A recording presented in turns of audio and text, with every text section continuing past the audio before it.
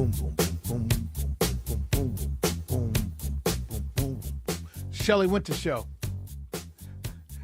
Live, local, topical, and relevant. You know, a friend of mine texted me a couple weeks ago, and he said, "You know, you're good at talk radio, but the way you love music, you should do you should be on a music station." And I told him, I said, "Thanks for the compliment, but I can't share my opinions on a music station." So that's why we love the bumpers.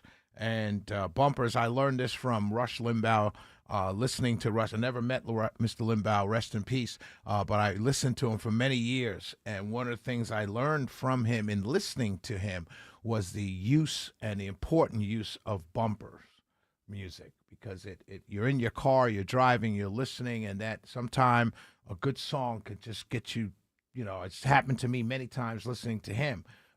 Just gets me fired up. Wow, man, I haven't heard that in a long time. And I start singing along, and then he starts talking, and I'm into what he's talking about because I was just into the song that just played. Shelley Winter Show, live, local, topical, and relevant, my friends. Okay, I was going to start the show with this story I'm about to talk about, but that Rakim Bradford story was local. I knew people who live in that area, and I knew the area very well. I'd been in that area before, so I started with that story. So this was the story I wanted to start with originally when we were doing show prep. Donald Trump had a coalition, right? So we know, let's go back a little. We know he won the popular vote. We know he won the Electoral College. And we know he won all the swing states, every single one. By any stretch, by every definition, it was a landslide. But you don't create a landslide with just the base. You have to create a coalition, right? And his coalition included many different types of people. It included Hispanics.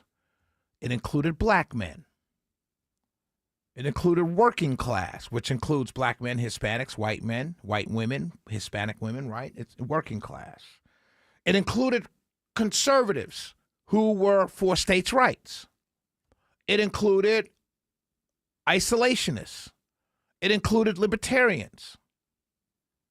It included people who simply wanted to decrease the deficit and decrease spending. This was part of the coalition. Many different people, many different ideologies. It included pro-lifers. And as I look at what's transpiring over since January to now, and of course it's the first year. So what I'm getting ready to tell you, right, is what I'm seeing. What I'm seeing in the first year is that something is happening every single day or every couple days that's chipping off from that coalition. Let's start with Hispanics.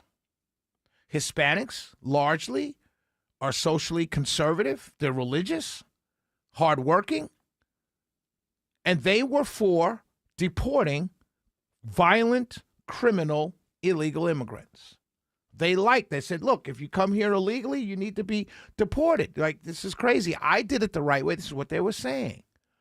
But for violent, criminal, illegal immigrants, gangbangers, cartel members, people who are causing havoc in their communities. Then they are seeing people that may be citizens getting caught up, pulled over, harassed, sometimes detained.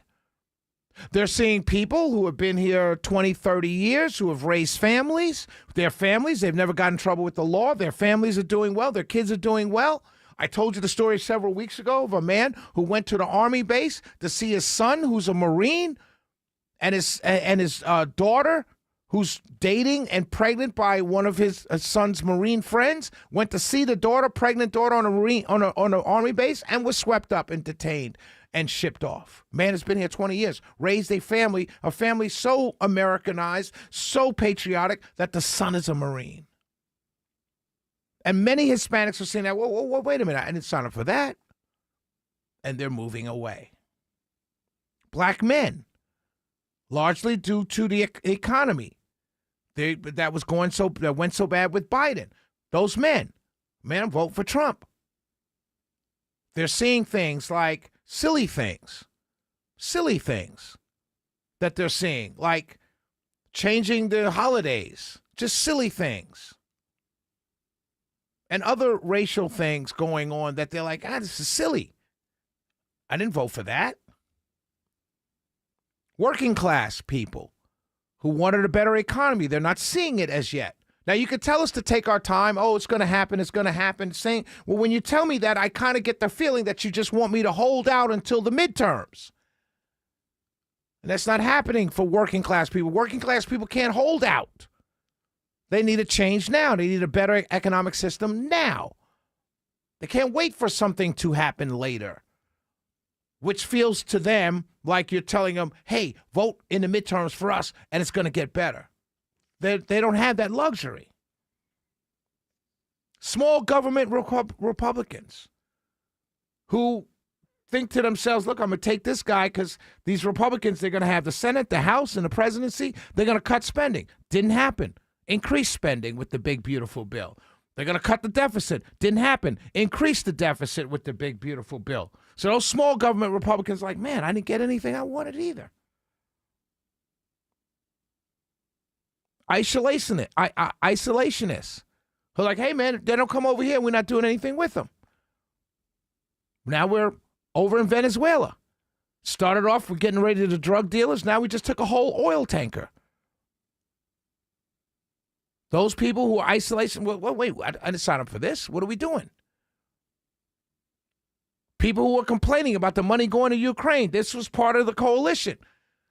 The Republicans in control of the House just signed a big budget, another spending bill that sent $800 million to Ukraine, $692 million to Israel. There are people in this country who are part of the MAGA coalition, the America First coalition, who did not want that to happen, and it's happened twice since being inaugurated. They're like, no, I didn't sign up for this. You told me you weren't going to do this.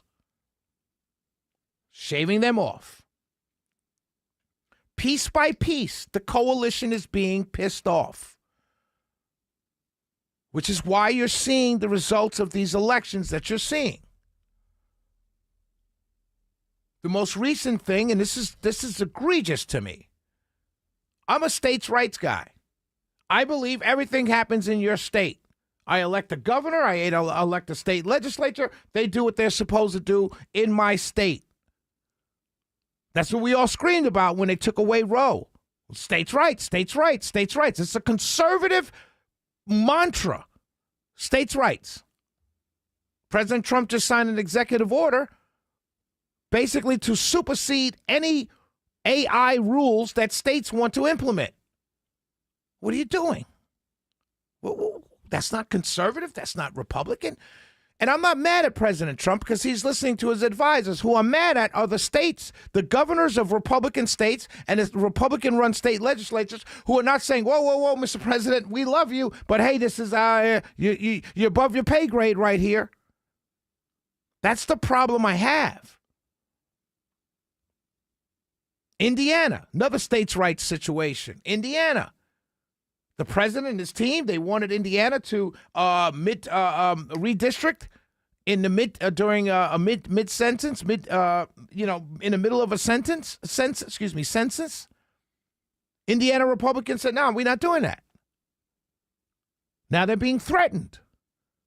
The White House is threatening to primary Republicans in the state legislature in Indiana because they won't do what he wants them to do.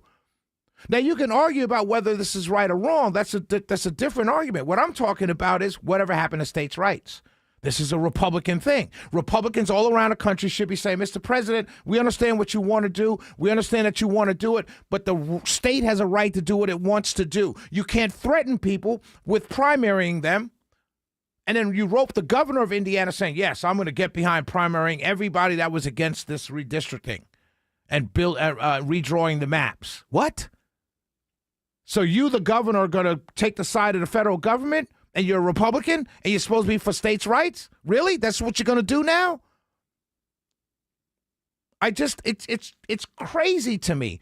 And it's not the president that I'm mad at. It's not his White House that I'm mad at. You know who I'm mad at? The Republicans who are too weak to stand up for themselves and say something. And I'm mad at the people who voted, who voted for this, or not saying anything either and defending everything. Just anything that's done, they defend. And the one person, the two people, the three people who stand up and say, hey, I'm against this. Oh, we're going to be primaried. And all the voters say, yeah, primary them. Primary Massey, primary Paul. Get rid of Marjorie Taylor Greene. What? I say it all the time. If you listen to this show long enough, you'll know this. I say it all the time. If you don't have a principle to stand on and you're just for a party or a personality, you're the problem. You are the problem. And you're no different on either side, Democrat or Republican, but in this case, I'm talking to Republicans. You're no different than the CCP apparatchiks that run China or Russia. Party over everything. And while you call yourself patriots, you're truly acting like communists with a party over everything, even when it goes against the very principles that you'd say you stand on. The Shelley Winter Show, 404-872-0750, 1-800-WSB-TALK.